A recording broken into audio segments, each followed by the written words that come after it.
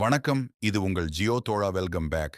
கடந்த நூற்றாண்டின் இறுதியில் சமூகம் பெரும் மாற்றங்களை சந்தித்தது. காலனித்துவ கொள்கைகள் மற்றும் தேசியவாதத்தின் எழுச்சியால் உலகமே பெரும் தாக்கத்திற்குள்ளானது. அதன் ஒரு பகுதியாக உலகின் மிகப்பெரிய நாடாக இருந்த சோவியத் ஒன்றியம் USSR சிதைந்தது.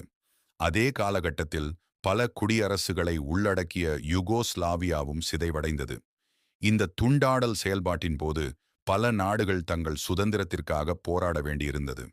உதாரணத்திற்கு, பால்கன் நாடுகளில் நடந்த யூகோஸ்லாவிய போர்கள் வியட்நாம் போருக்கு பிறகு அதிக பிராந்திய வன்முறையையும் உயிர் சேதங்களையும் சந்தித்தன. இந்த சிதைவின் தொடக்கம் ஜோசிப் புரோஸ் டிட்டோவின் மறைவில் தொடங்கியது.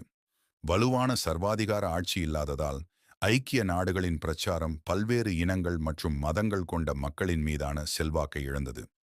குடியரசுகளிடையே வளங்கள் சமச்சீரற்ற முறையில் பகிர்ந்தளிக்கப்பட்டதால் மோதல்கள் வெடித்தன. ஸ்லோவேனியாவும் குரோஷியாவும் தங்கள் வளங்களை மற்ற நாடுகளுடன் பகிர்ந்து கொள்ள விரும்பவில்லை. யுகோஸ்லாவியாவின் மொத்த கடன் 17 பில்லியன் டாலர்களாக இருந்தது.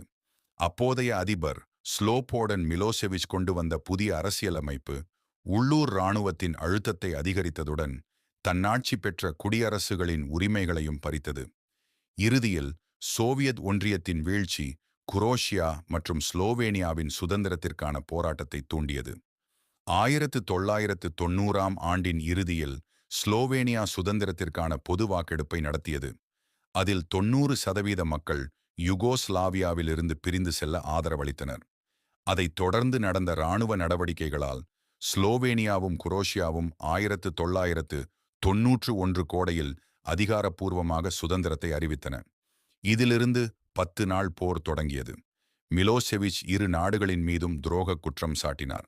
யுகோஸ்லாவிய தேசிய இராணுவம் JNA ஸ்லோவேனியாவை நோக்கி முன்னேறி தலைநகர் லுப்லியானாவை கைப்பற்றியது.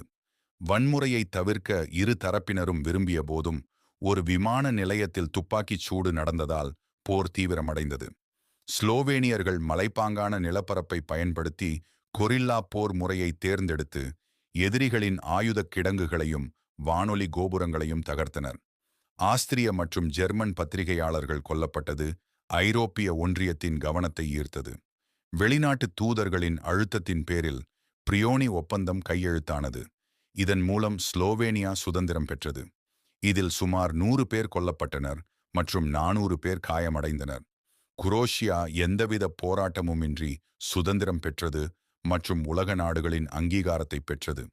ஆனால் குரோஷியாவின் சுதந்திர போராட்டத்தின் போது செர்பியர்கள் 2ஆம் உலகப் போரின் போது நடந்த இனப்படுகொலையை நினைவுகூர்ந்து குரோஷியாவை தெற்கிலிருந்து தாக்கினர். புகோவர் நகரில் 3 மாதங்கள் நடந்த போர் மற்றும் முற்றிய மோதல்கள் குரோஷியாவின் நம்பிக்கையை தகர்த்தன. போஸ்னியா மற்றும் குரோஷியா ஆகிய இரு பகுதிகளிலும் உள்ள செர்பியர்கள் செர்பியாவுடன் இணைய விரும்பினர். இதற்கிடையில் சரையேவோவில் நடந்த வன்முறை, முஸ்லிம் போஸ்னியாக் இளைஞர்கள் மீது நடத்தப்பட்ட தாக்குதல்கள் மற்றும் போஸ்னியாவின் தலைநகரை நோக்கிய செர்பிய இராணுவத்தின் முன்னேற்றம் நிலைமையை மோசமாக்கியது. சர்வதேச தலையீட்டிற்கு பிறகும் போர் தொடர்ந்தது. புகோவர் மற்றும் பிற பகுதிகளில் நடந்த இனப்படுகொலைகள், ஐநா அமைதிப்படையின் தோல்வி மற்றும் நேட்டோ நாடுகளின் தலையீட்டிற்கு வழிவகுத்தன. இறுதியாக டெய்டன் ஒப்பந்தத்தின் மூலம் போர் முடிவுக்கு வந்தது. 9 ஆண்டுகளுக்குப் பிறகு கொசோவோ சுதந்திரத்தை அறிவித்தது.